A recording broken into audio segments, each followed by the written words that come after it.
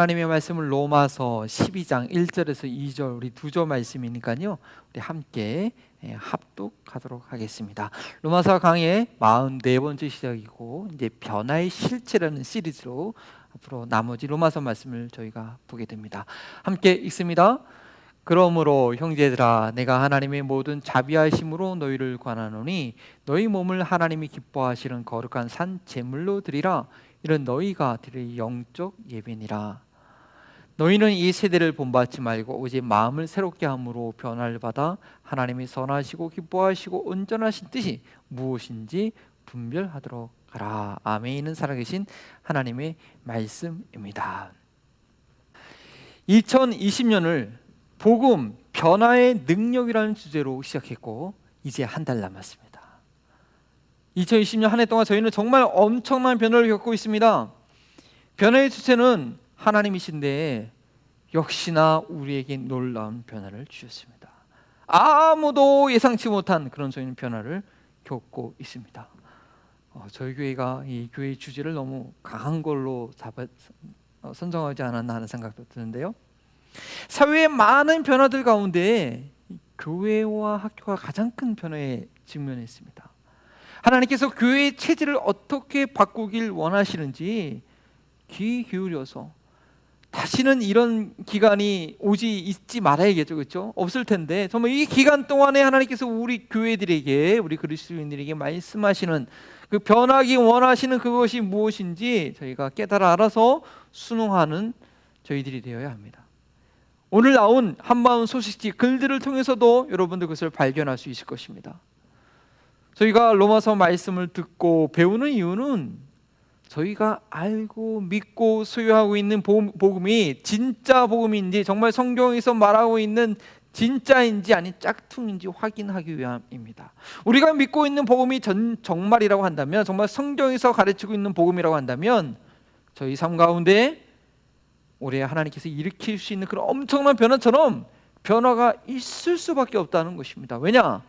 복음은 생명이기 때문입니다. 예수님께서 십자가에서 그 생명을 주심으로 우리에게 주신 생명이 복음이기 때문입니다. 생명은 시간이 지남에 따라서 변화와 성장을 할 수밖에 없습니다. 그것이 생명이기 때문에 생명이 아주 독특한 특징이죠. 아이들을 보십시오. 하루가 다르게 키가 크고 모습이 달라집니다. 저희들의 모습을 보더라도 좋게 얘기한다고 한다면 아주 잘 익어가고 있는 것이고요. 현실은 주름살이 생기고 근력이 약해지고 나이의 변화를 매년 저희는 경험하게 됩니다. 왜냐? 육체적인 생명을 가지고 있기 때문입니다. 그리고 이런 변화가 멈춰지는 그런 경우는 딱 한 가지입니다. 뭐죠? 생명을 잃어버린 순간 변화는 없게 됩니다. 죽은 자에게는 변화라는 것이 없습니다. 따라서 우리가 참된 복음을 알고 믿고 있다면, 예수님께서 진정 내 삶의 주인이 되셨다면 그 이후에는 예수님의 생명으로 인한 변화를 경험할 수밖에 없는 것입니다. 비록 그 변화가 더디어서 잘 구분이 안 될 수도 있겠지만 분명한 진리는 예수님의 생명이 내 안에 있기 때문에 예수님을 닮아가는 모습으로 오늘도 이 순간에도 쉴 새 없이 일어나고 있다는 것입니다. 오랜만에 누구를 만났을 때 어머 이렇게 하나도 안 맡기셨어요 라고 이렇게 인사말을 들으면 그것이 신체적으로 몸을 잘 관리했다는 그런 칭찬일 수도 있겠지만, 만일 인격적인 면에서 변화가 없어서 그런 인사를 받게 되는 것이라면 심각한 자기 반성의 기회로 삼아야 됩니다. 인격의 성숙과 마음의 변화는 얼굴에 나타나게 되어 있습니다. 5년 전에 뵀을 때 모습보다 훨씬 더 온화한 모습으로, 훨씬 더 편안함이 묻어있는 모습이어야 됩니다. 예수님을 닮은 모습이 있어야 됩니다. 여러분들 사진을 이렇게 잘 안 찍으실 텐데 혹시 보세요. 우리 교회 홈페이지에 2016년부터 사진이 있으니까 그때 찍혔던 나의 모습과 지금 최근에 2019년도나 2020년은 거의 없죠. 사진을 보면서 좀 이렇게 좀 달라졌나 하는 그 모습을 한번 확인해 보시기 바랍니다. 12장부터 15장까지의 내용은요, 1장에서부터 11장까지 그 복음을 설명한 이후에 그 복음으로 인해서 변화될 수밖에 없는 그 구체적인 모습을 증거하고 있습니다. 그래서 12장 1절은 그렇게 시작하죠. 그러므로 내가 1장부터 11장까지 이렇게 복음을 설명했으므로 그 복음으로 인하여 내가 모든 하나님의 자비하심으로 너희에게 권한다 하면서 15장까지 쭉 써 내려가고 있는 것입니다. 그리고 특별히 그 내용 중에 그 첫 시작인 1절과 2절 말씀은 앞으로 우리가 변화를 경험해야 되는데, 이렇게 변화를 해야 되는데, 그렇게 변화할 수 있는 아주 구체적인 실천의 변화의 실천의 원리가 되는 말씀입니다. 그래서 저희가 많이 암송하기도 하는 말씀이죠. 그리고 로마서 마지막 이 16장은요, 그러한 변화를 이루어가고 있는 믿음의 사람들의 이름이 한 장에 한 명씩 한 명씩 쭉 이렇게 기록되어 있습니다. 그리고 이 변화의 증인들로 인해서 복음, 변화의 능력이라는 것을 확실하게 증명한 것입니다. 어떤 분들은 이 로마서 16장, 이 나중에 이 첨부된 이 내용이 로마서의 웅장한 내용과 비교해 볼 때 이게 왜 있나라고 그 중요성에 대해서 관과하신 분들이 있는데, 아닙니다. 이 16장의 변화의 증인으로 거론될 만한 사람이 없었다면 로마서 내용은 그냥 좋은 말에 불과하고 맙니다. 사도 바울이 자신감 있게 그 이름을 거론할 만한 성도들이 있었기에 그동안 바울이 설명한 복음은 진짜가 된 것입니다. 우리 변화시키는 능력이 된 것입니다. 이번 주부터 로마서의 내용은 변화의 실체라는 그런 주제를 가지고 진행하게 됩니다. 변화의 구체적인 그 내용이 저희 교회에도 적용이 되어서 저와 여러분들이 그러한 증인으로, 그 벌링턴의 16장을 채울 수 있는 증인으로 세워지기를 기도합니다. 오늘 말씀을 통해서 저희가 알아야 할 앞으로 15장까지의 내용을 지배하는 변화의 원리는 두 가지입니다. 첫 번째는 변화의 실제는 몸을 들이는 것이고, 두 번째 변화의 시작은 분별하는 것입니다. 그리고 그 원리를 설명함에 있어서 성화의 가나에서 얘기했던 로마서 6장과 8장의 말씀을 저희는 잠시 복습하게 됩니다. 첫 번째, 변화의 실제, 몸을 들이는 것입니다. 12장 1절 말씀이죠. 그러므로 형제들아, 내가 하나님의 모든 자비하심으로 너희를 권하노니 너희 몸을 하나님이 기뻐하시는 거룩한 산 제물로 드리라. 이는 너희가 드릴 영적 예배니라. 참된 예배가 무엇인지 가르쳐주는 그런 중요한 말씀입니다. 신약성경에는 예배에 대해서 가르치는 구절이 한 3구절 정도 있습니다. 첫 번째는 잘 알고 계신 대로 요한복음 4장 24절에 나와 있는 것이죠. 예수님께서 사마리아 여인과 대화하는 중에 가르쳐 주신 내용으로, 하나님은 영이시기 때문에 예루살렘이나 사마리아 성이나 그 장소가 중요한 것이 아니라 진리 안에서 영으로 드려야 한다는 그런 가르침이었습니다. 예수님으로 말미암아 성령으로 드려질 예배에 대한 예언이자 예수님의 십자가와 부활로 인해서 창조주 하나님과 인간의 관계가 회복된 상태를 말한 것입니다. 두 번째는 오늘 본문 말씀이고요. 그리고 세 번째는 히브리서에 나와 있는 말씀인데, 먼저 히브리서 말씀을 설명해 드립니다. 히브리서는 제사라는 구약의 예배 용어를 사용했습니다. 하나님께서 기뻐하는 제사에 대해서 다음과 같이 말합니다. 오직 선을 행함과 서로 나누어 주기를 잊지 말라. 하나님은 이 같은 제사를 기뻐하시느니라. 선을 행하는 것, 하나님의 뜻을 행하는 것이 하나님께서 기뻐 받으시는 제사라고 말합니다. 하나님께 영으로 드려진 자의 삶이 바로 이런 것이라는 것이죠. 보이지 아니하는 영이신 하나님께 참으로 예배한 것이 어떠한 것인지 알 수 있을까요? 내가 정말로 보이지 아니하는 그 하나님께 진리로 예배 드렸는가, 그것을 어떻게 알 수 있을까요? 내 마음이 기쁘고 즐거우며 은혜 받은 것이고 참되게 예배 드린 것인가요? 물론 그것도 한 일부분이겠지만 그것에 머무는 것이 아니라 그 결과로 삶 가운데 하나님께서 원하시는 뜻을 행할 때에 하나님께 참되게 예배한 것임을 알려주는 것입니다. 오직 선을 행함과 나누어지기를 잊지 않는 것, 이것이 하나님께서 기뻐하시는 예배의 또 다른 면입니다. 오늘 본문이 바로 이것을 말하고 있는 것입니다. 너희 몸을 하나님께서 기뻐하시는 거룩한 산 제물로 드리라고 합니다. 그리고 이것이 우리가 드릴 합당한, 하나님께서 받으실 만한 그런 예배가 됩니다.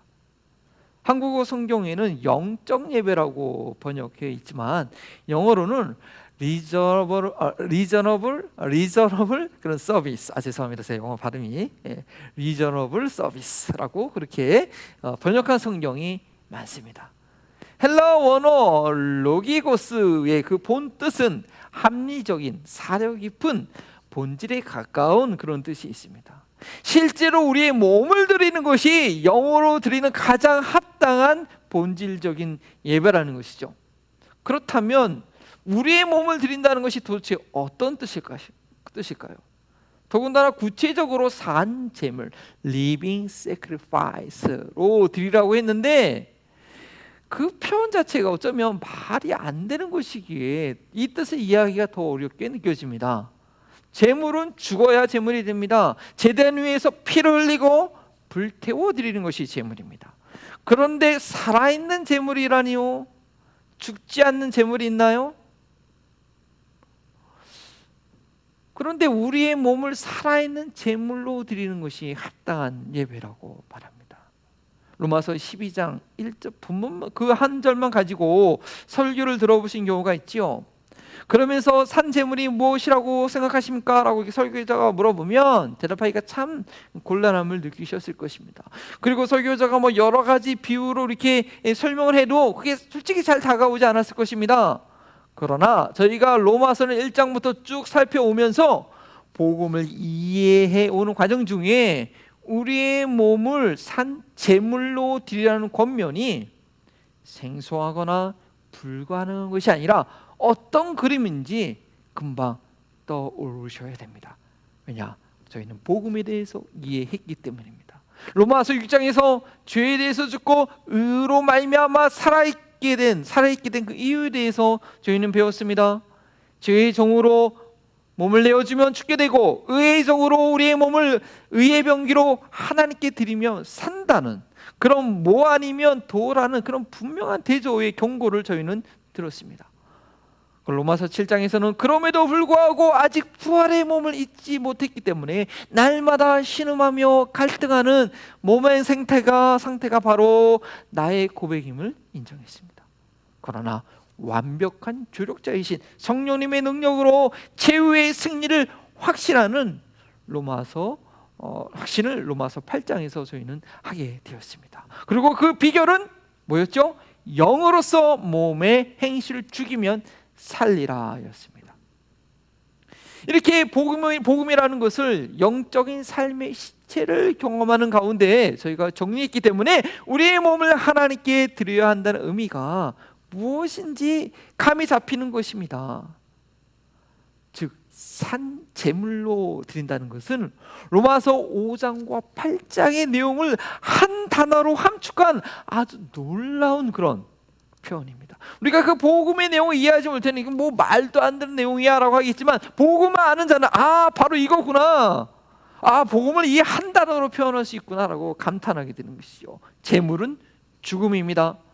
저희는 예수 그리스도와 함께 죽었기 때문에 제물이 될 수 있습니다. 예수 그리스도를 믿을 때 저희는 하나님께서 기뻐하시는 제물이 됩니다. 왜냐? 예수님과 함께 저희가 죽었기 때문입니다. 그리고 그 예수님은 다시 살아나셔서 부활하셔서 지금도 살아 계십니다. 예수님을 구세주로 믿는 것은 그분과 함께 다시 사는 것입니다. 생명의 거룩한 성령이 우리 안에 계셔서 우리의 영이 죽음에서 살아났습니다. 그래서 육은 죽었으나 영은 산 것입니다. 바로 산 제물이라는 것이 이것입니다. 육은 죽고 우리의 영은 살아있는 것입니다. 따라서 예수 그리스도와 함께 연합한 자는 하나님께서 기뻐하시는 거룩한 산 제물이 됩니다. 이러한 기정사실 가운데 복음으로 말미암아 이루어진 이러한 사실 가운데 이 진리 가운데 로마서 12장 1절이 강조하는 것은 단지 너희의 그러한 몸을 이제는 드리라는 것입니다. 그리스도인들의 이미 하나님께서 기뻐하시는 거룩한 산 제물입니다. 주저할 것 없습니다. 두려워할 것 없습니다. 하나님께서 나를 기뻐하실까? 나 같은 죄인이 어떻게 감히 하나님께 나아간단 말인가라가 아니라, 이 세상에 그 누구도 감히 어떠한 유능한 정치가라도, 뛰어난 운동선수라도, 천사와처럼 착한 사람이라도, 어떠한 고귀한 분이라도 예수 그리스도 없이는 하나님께서 기뻐하시는 거룩한 산 제물이 될 수 없지만, 예수 그리스도를 믿는 자라면 거룩한 산 제물로 나아갈 수 있는 것입니다. 그리고 그 몸을 드리기만 한다면 하나님께서 기쁘게 받아주시고 하나님의 거룩함에 동참하는 것을 경험하게 됩니다. 우리가 이 땅에 사는 동안은요, 지속적으로 우리의 몸을 하나님께 드리기에 힘써야 합니다. 구원받은 우리의 영혼은 허공에 떠 있는 것이 아닙니다. 우리의 몸 안에 이 구원받은 영혼이 있습니다. 그리고 영혼과 몸이 떨어지는 것은 죽을 때 외에는 없습니다. 살아있는 동안은 항상 같이 있는 것입니다. 나의 눈과 귀를 통해 나의 영혼이 보고 듣고 생각하게 되는 것입니다. 손과 발을 통해서 나의 영혼이 외부의 세계를 느끼게 되는 것이고, 손과 발이 움직이는 곳에 나의 영혼이 머물게 됩니다. 구원의 황금거리 5단계, 예지, 예정, 소명, 칭의, 영화는 전적으로 하나님께서 책임지시고 하시는 하나님의 일이라고 말씀드렸습니다. 그래서 그 단계에서는요, 이 칭의와 영화 사이에 반드시 일어나는 이런 성화에 대한 설명은 없습니다. 여러분도 궁금하셨을 거예요. 이 성화가 중요한데 이 구원의 5단계에 대해서 성화는 단어가 없느냐? 왜냐하면 이 거룩해지는 성화는 반응이라는 인간의 책임이 따르는 일이기 때문이죠. 예제부터 이 영화까지는 하나님께서 홀로 행하시는 완벽하게 절대 실패하지 않는 일이지만, 이 성화는 내 몸을 하나님께 드려야 되는 그런 인간의 책임을 따르는 일이기 때문에 거기에는 포함되지 않은 것입니다. 내 몸을 하나님께 드리지 않으면서 우리는 하나님의 거룩함을 경험할 수는 없습니다. 입을 벌려 찬양해야 되고, 눈을 돌려 성경을 읽어야 되며, 귀를 열어서 말씀과 찬양을 들어야 합니다. 시간과 장소를 구분하여 기도의 자리로 나아가야 됩니다. 어떤 목사님이 이런 말씀을 하시더라고요. 한 손에는 이 성경책을 들고, 또 한 손에는 잡지가 없는데 허접함, 좀 삼류의 저속한 잡지 들고, 제가 어떤 내용에 더 영향을 많이 받을까요? 사람들은 목사님이니까 당연히 성경의 영향을 더 많이 받겠지라고 생각했지만, 목사님은 너무나 당연한 진리를 얘기하십니다. 무엇에 영향을 내가 받느냐? 무엇을 읽는 것에 더 시간을 사용했느냐에 따라 영향을 받는다고 그렇게 말씀하셨습니다. 말하더라고요. 뿐만 아니라 하나님의 섬기는 일에 내 몸을 드려야 됩니다. 하나님 나라의 확장을 위해 의의 병기로 하나님께 드려야 됩니다. 기찬, 말씀, 기도, 찬양뿐 아니라 하나님의 사랑을 증거하기 위한 일들, 교회 사역을 위한 시간을 드리는 일들, 사소한 것이라도, 그것이 비록 단순 노동이라 할지라도 그것이야말로 몸을 하나님께 드리는 그런 놀라운 일이 됩니다. 영적인 활동만 거룩하게 하나님께 드리는 것이 아닙니다. 주님을 섬기고자 하는 모든 육체적인 활동이 거룩히 하나님께 드리는 일이 됩니다. 그렇게 몸을 드리는 것이 실제적인 변화를 일으키는 능력이 되는 것이죠. 로마서 12장 그 나머지 내용들도요, 대부분은 이 실제적인 행동을 말하고 있습니다. 그것이 어떠한 영적인 활동보다 더 중요할 수 있는 것입니다. 매일 기도하고 말씀 읽고 예배 드리는데 왜 삶의 변화가 없는가? 그 몸을 실제로 하나님의 사랑을 행하는 데 쓰지 않았기 때문입니다. 하나님과의 개인적인 교제만 치중하고 그 몸으로 하나님과의 관계를 드러내지 않으면 오히려 더 위험할 수가 있습니다. 자, 이 보여드린 사진이 무엇인지 아십니까? 올 10월에 있었던 그런 사건입니다. 이 30살의 영국에 사는 제이스 홀턴이라는 이 남성이요, 5년 동안 밖에 나가지 않고 집에서 패스트푸드 음식을 배달만 해서 먹다가 체중이 무려 317kg까지 불어나게 됐습니다. 어느 날 갑자기 체중이 불어나서 밖을 나가고 싶어도 나갈 수가 없는 거예요. 너무나 비대해져서. 그래서 어떻게 해요? 대형 스크린과 소방관 30명이 7시간 동안 작업을 해서 이 창문을 통해 이 창문을 이게 다 털어가지고 간신히 이 사람을 꺼내가지고 병원으로 옮기게 되었습니다. 그리고 이 사람이 언론에서 인터뷰한 그 내용이 뭔지 아세요? 이렇게 얘기했다고 합니다. 계속 먹다 보니 체중은 불었고 움직이지 못할 정도가 되었습니다. 내 삶에 남은 것이 아무것도 없다고 느꼈으며 집안에서 죽기만을 기다렸습니다 라고 말했다는 것입니다. 이 얼마나 비참한 일입니까?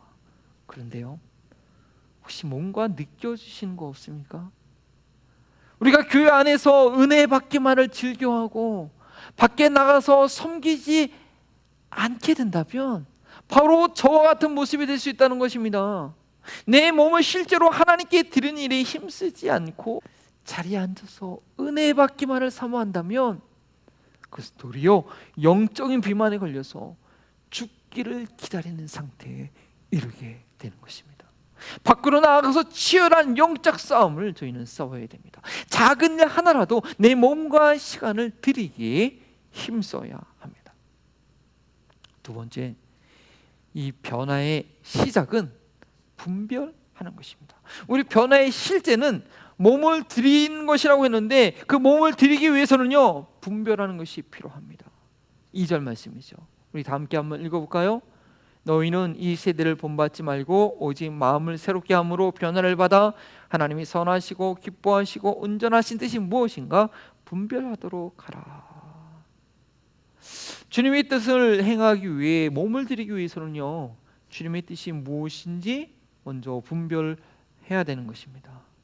저희는 세상에서 격리되어 살아가는 것이 아닙니다. 이 세상에 하나님의 사랑이 증거되도록 세상 가운데 있지만 그 세상에 영향을 받지 않고 영향을 주어야 합니다. 세상에서 완전히 떨어져 나가는 것이 그런 것이 거룩이 아닙니다. 세상에 있으면서도 세상보다 더 크신 하나님 안에 있으므로 세상을 변화시키는 것이 진정한 거룩입니다.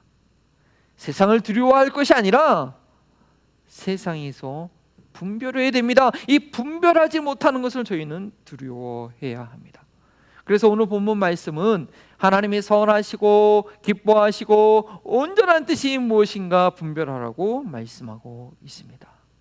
로마서를 통해 복음을 이해하면서 저희가 유의해야 했던 한 가지 내용은 믿음이 결코 율법과 대립되는 관계가 아니라는 거죠. 3장 31절 말씀이었습니다. 그런즉 우리가 믿음으로 말미암아 율법을 파괴하느냐? 그럴 수 없느니라. 도리어 율법을 굳게 세우느니라.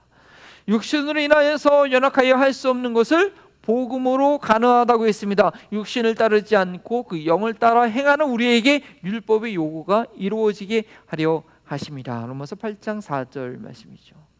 예수 그리스도 안에서 율법의 제사법과 그림자와 같은 그런 많은 예식들이 폐지가 되었고 오직 진리와 영혼을 드리는 예배로 완전해진 것처럼 예수 그리스도의 은혜로 인하여서 육을 따라 살지 않고 영을 따라 살 때 율법의 윤리적 요구를 더 높은 수준에서 완벽하게 지켜내게 된 것입니다.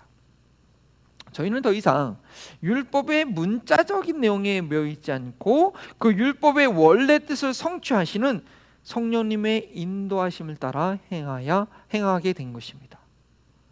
그리고 그 인도하심에 순종하기 위해서 저희는 세상과 다른 하나님의 뜻을 분별하는 것이 너무나 중요합니다.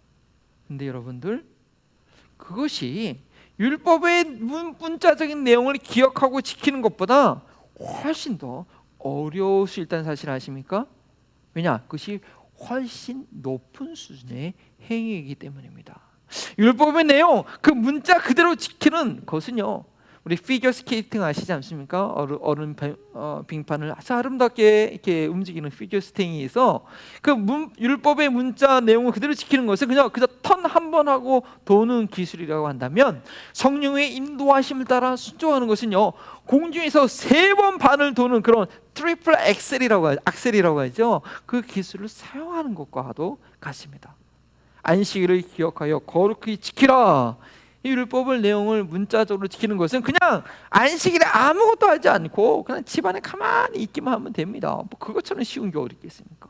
그러나 성령님은 안식일이 진정으로 무엇을 의미하는지 깨닫게 하시고 온전한 안식을 성취하는 일을 우리 안에서 행하시기 때문에 저희는 무조건 안식일에 아무것도 하지 않는 것으로 끝나지 않는다는 것이지요. 상황에 따라 분별할 수 있는 능력이 있어야 됩니다. 예수님께서도 이 일로 인해서 유대 종교 지도자들에게 핍박을 받았고 죽음까지 당하게 됐습니다. 안식일에 병자를 고치셨다는 이유 때문이었죠. 일반적인 양심과 상식으로 보면 말도 안 되는 이유지만 율법적인 문자주의에 빠져 있으면 그것이 우상이 되었기 때문에 충분히 그렇게 어리석은 일을 행하게 됩니다. 내 자아를 내려놓을 때 세상의 다양한 환경 가운데 민감하게 알려주시는 성령님의 세미한 음성을 들을 수 있는데, 어떤 상황과 상관없이 그저 내가 가지고 있는 확신대로 하기만 하게 되면 그런 엉뚱한 일을 하게 되는 것입니다. 그리고 그것이 훨씬 쉬운 것이 됩니다. 우리 한 가지 예로 이 주일을 안식일처럼 지키는 것에 대해서 한번 생각해 봅시다. 어떤 분들은 주일은 장도 보지 않고 물고 사는 일을 절대 하지 않겠다는 그런 원칙을 세워놓은 경우가 있습니다. 생각할 때는 물론 좋은 취지에서 시작하신 것 같습니다. 주일에 쇼핑을 하게 되거나 그렇게 주일에 돈을 많이 쓰게 되면 주일에 일을 해야 되는 사람들이 생기고 그것은 그들로 하여금 주일 예배를 드리기 어려운 환경을 만드는 것이 되죠. 그래서 다른 이들이 믿음 생활을 잘 할 수 있도록 도와주자는 그런 취지였을 것입니다. 그래서 우리가 만약에 평일에 장을 볼 수 있음에도 불구하고 자기의 편리를 위해서 습관적으로 자꾸 주일날 장을 본다는 것은 주일에 일을 해야만 하는 그런 그리스도인들을 좀 세심하게 배려하지 못하는 것이 됩니다. 그렇다고 주일에 절대 돈을 쓰지 않아야 된다는 이 원칙 때문에 그날 외에는 시간이 없어서 정말 꼭 그날에 대접해야 되는 분들을 대접하지 못하고 교제하는 것을 교제하지 않기로 결정한다고 한다면, 그것이 과연 그 성령님의 인도하심을 따라 결정한 분별인가, 결정한 것인가, 우리는 분별할 수 있어야 됩니다. 어떤 상황에서 그거는 맞을 수도 있고요, 어떤 상황에서 그거는 맞지 않을 수도 있는 것이죠. 그래서 저에게는 분별력이 필요합니다. 상황에 따라 다르게 적용한다면 원칙이 무너지고 질서가 없어지게 되는 게 아니냐라고 그렇게 질문하신 분도 계실 수 있겠지만, 더 높은 차원의 원칙, 가장 근본적인 질서를 지키자는 것입니다. 진정으로 하나님께서 기뻐하시고 선하게 여기신 그런 온전한 뜻을 이루는 그 원칙을 지키자는 것이죠. 근데 그것은 내가 중심이 되는 것이 아니라 성령님의 인도하심을 받도록 나의 판단을 내려놓아야 합니다. 이 원칙에 의해 변화되는 그런 믿음의 생활의 모습을 14장에서 아주 자세히 설명하고 있는데, 이런 구절이 있습니다. 14장 5절 말씀이죠. 어떤 사람은 이날을 전날보다 낮게 여기고 어떤 사람은 모든 날을 같게 여기나니 각각 자기 마음으로 확정할지니라. 사도 바울이 이렇게 말할 수 있었던 것은요, 기준이 제각기 달라도 된다라는 그런 말이 아니고요, 모든 것을 포용하는 더 높은 기준을 따르기 때문에 이런 권면할 수 있는 것입니다. 2절 첫 부분에 명령형으로 되어 있는 이 세대를 본받지 말라, 이것은요, 내가 가진 원칙을 고수하기 위해서 세상을 외면함으로 이루어지는 것이 아닙니다. 그 다음에 있는 구절, 오직 마음을 새롭게 함으로 변화를 받을 때에 세대, 이 세상을 본받지 않게 됩니다. 근데 여기서 그 마음이라는 것은요, 이 마음을 heart가 아니라 mind, understanding, 의지, 이해력입니다. 한국어로는 마음이라는 단어가 인간의 감정에서부터 사고 또 의지까지 다 여러 가지 포괄하는 그런 포괄적으로 사용이 되지만요, 헬라와 영어에서는 아주 세밀하게 구분합니다. 그래서 여기서 사용된 헬라어 누스라는 그런 단어는 감정적 영역이 큰 이 heart의 그 의미가 아니라 이성적 영역을 중시하는 mind, understanding의 그런 뜻이 있습니다. 따라서 좀 더 정확한 번역을 한다면, 오직 생각하는 방식을, 마음을 새롭게 한다는 것이 오직 생각하는 방식을 새롭게 함으로 변화를 받아라고 이해할 수 있습니다. 우리 생각이 굳어 있으면 안 됩니다. 상황에 따라 성령께서 주시는 원칙을 볼 수 있어야 됩니다.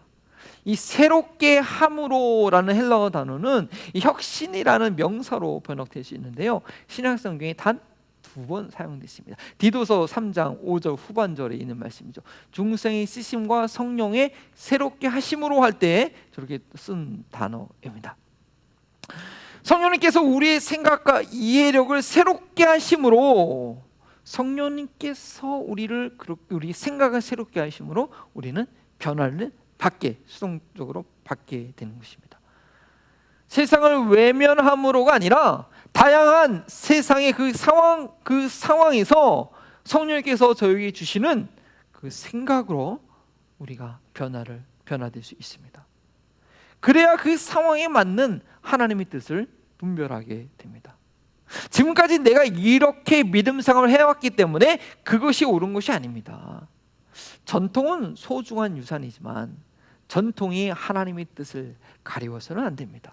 바뀌어진 시대, 바뀌어진 환경, 바뀌어진 사람들 가운데 하나님께서 원하시는 선하시고 기뻐하시고 온전한 뜻이 무엇인지 분별할 수 있어야 됩니다. 이 분별력이 없이는 변화의 삶은 불가능합니다. 왜 몇십 년이 지나도 그대로인가? 몇십 년 전의 환경에 갇혀있기 때문입니다.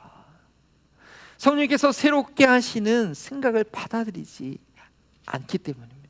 자기 확신에 사로잡혀 있기 때문입니다. 이것은 아주 끔찍한 자기 숭배의 우상입니다. 말씀을 정리합니다.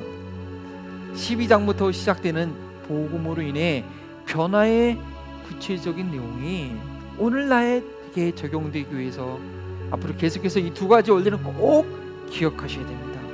첫 번째, 변화의 실제적인 것은 나의 생각과 나의 감정에 있는 것이 아니라 내 몸을 실제로 들은 일 가운데 일어난다는 것입니다.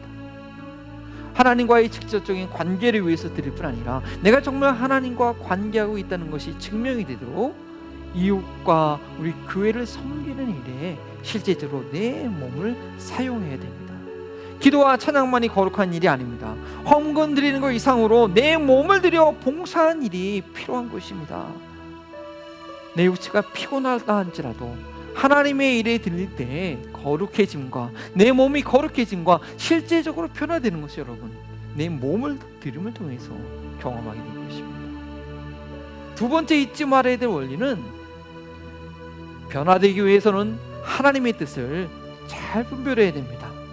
하나님의 뜻을 행한다고 하지만, 변화된 행동을 한다고 하지만 분별하지 못하면, 하나님이 정말 기뻐하고 원하시는 그 뜻이 무엇인지 분별하지 못하면 세상과 담을 쌓고 세상을 변화시키지 못하고 자기 확신의 우상에 가득 차서 세상보다 더 악한 일을 하는 경우도 있다는 것이죠. 변화와 성경은 하나님의 뜻을 이해하고 분별하는 그런 만큼입니다. 변하는 환경 가운데 적극적으로 나가지 못하면 옛날 모습 그대로 과거에 머물러 있을 수밖에 없습니다. 매 순간 변화하는 세상 가운데 성령님께서 알려주시는 하나님의 뜻을 분별함으로 우리는 역동적으로 반응할 수 있어야 됩니다. 하던 대로 하는 것에 익숙해져 있으면 도태되고 마는 것입니다. 늘 새로운 환경 가운데 하나님의 뜻을 찾음으로 성령께서 우리의 생각을 새롭게 하시는 것을 경험해야 합니다. 늘 내가 하던 대로 하는 것이 아니라 똑같은 일이라도 오늘 원하시는 하나님의 계획은 무엇인가, 올해 작년에 그렇게 했더라도 올해 그 똑같은 일을 한다 할지라도 올해 그 일을 통해서 원하시는 하나님의 뜻은 무엇인가, 우리는 매 순간 물어볼 수 있어야 됩니다. 이 두 가지 변화의 원칙을 여러분들이 기억하신다면 앞으로 로마서 말씀을 통해서 주어지는 그 변화의 요구에 기쁨으로 반응할 수 있게 될 것입니다. 우리 주님께 더 가까이 감으로 날마다 새로워지기를 결단하고 각오하면서 응답 찬양 다 함께 일어나셔서 주께 가오니 찬양 드리십니다.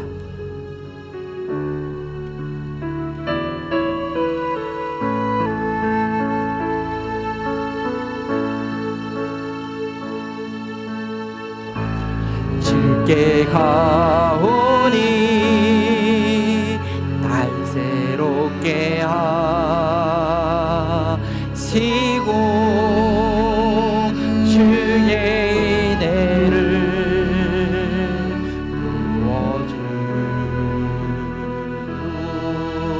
부어주소서.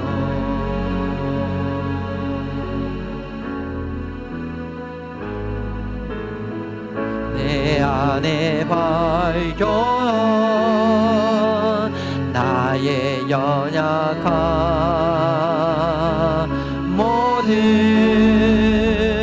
벗어지리라.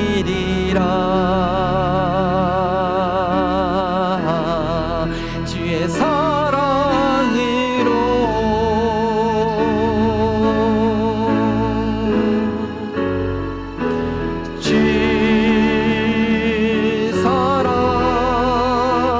나를 붙드시고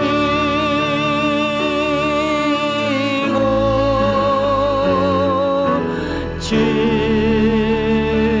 곁에 날 이끄소서.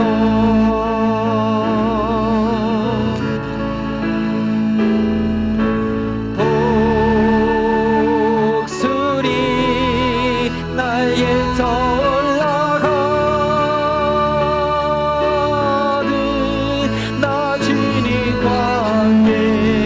일어나 걸으리.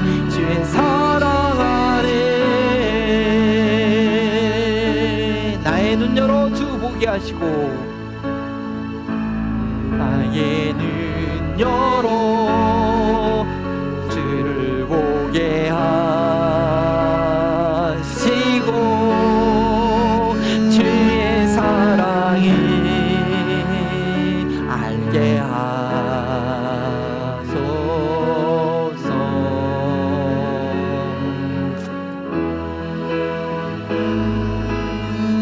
매일 나의 삶에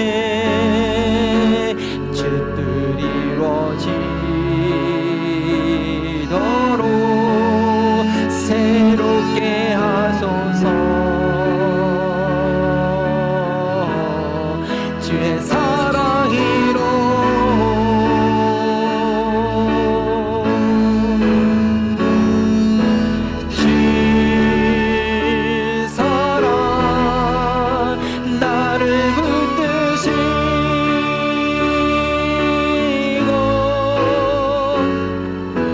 주 곁에 날 이끄소서.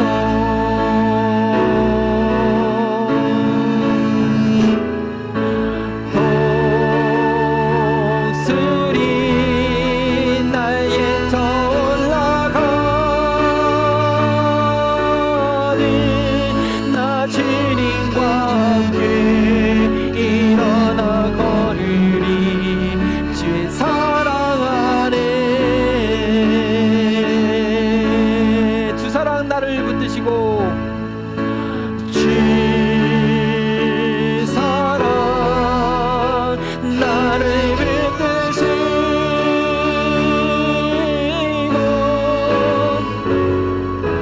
주 곁에 날 이끄소서.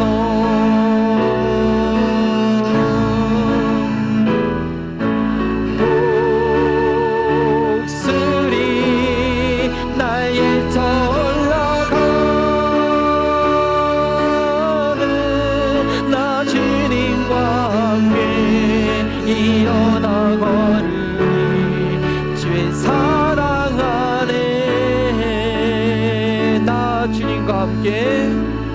나 주님과 함께 일어나 거리니 주의 사랑 안에.